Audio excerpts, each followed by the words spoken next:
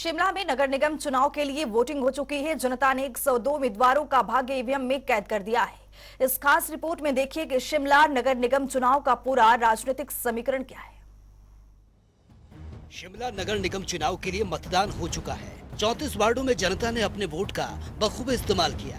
2 मई 2023 की यह तारीख काफी अहम है।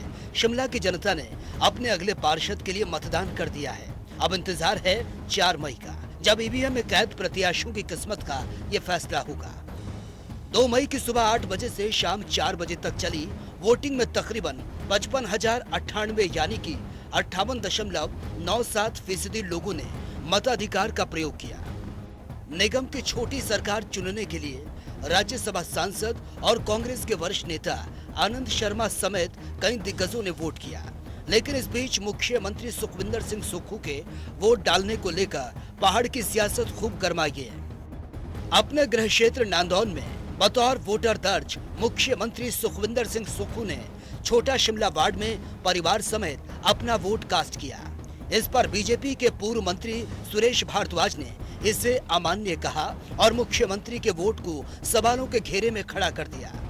उन्होंने तर्क दिया कि सुखविंदर सिंह सुक्खू नादौन में वोट देकर आए हैं, इसलिए शिमला में उनका दूसरा वोट गलत परंपरा है। अब ऐसे में मुख्यमंत्री का जवाब देना लाजमी था। मुख्यमंत्री सुक्खू ने कहा, नादौन विधानसभा क्षेत्र का उनका वोट विधानसभा चुनाव के लिए था। यह शिमला के निगम का चुनाव है और यहाँ राज्य सरकार ने हर उस व्यक्ति को वोट देने का अधिकार दिया है जो शिमला में रहता है, लिहाजा उन्हें पार्षद या मेयर चुनने का अधिकार है।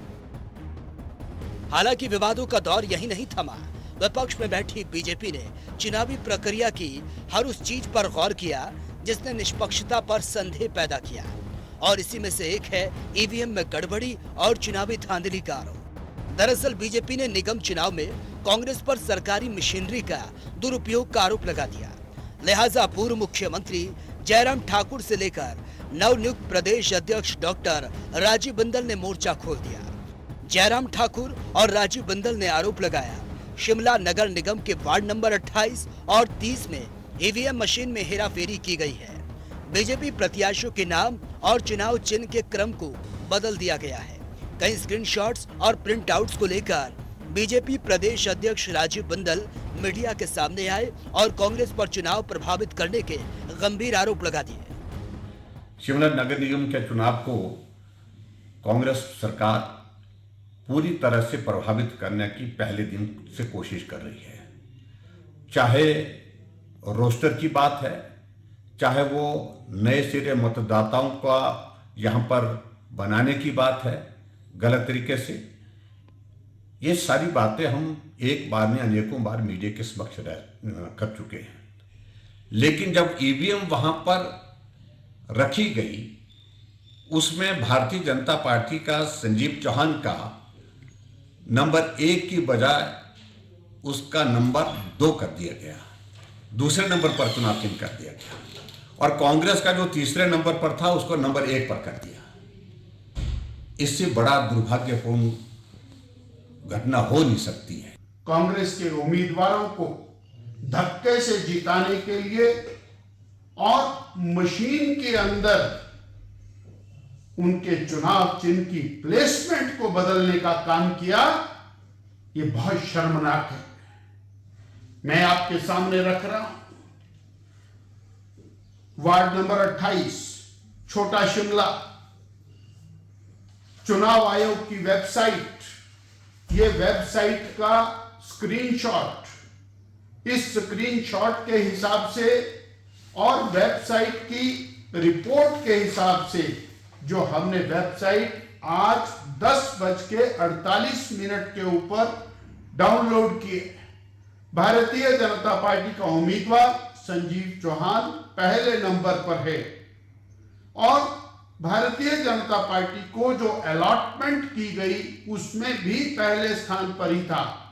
भारतीय जनता पार्टी ने पूरा चुनाव का जो कैंपेन चलाया, जो डमी बैलेट बनाए, उसके अंदर भी पहले स्थान के ऊपर भारतीय जनता पार्टी को हमारे उम्मीदवार और कमल के चुनाव को दिखाया गया।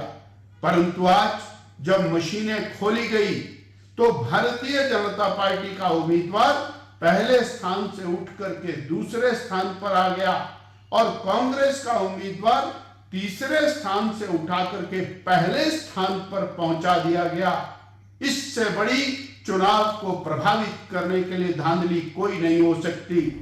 बीजेपी के इन गंभीर आरोपों पर मुख्यमंत्री सुखविंदर सिंह सुक्खू ने पलटवार किया और बात बात में ही बीजेपी को नसीहत तक दे डाली।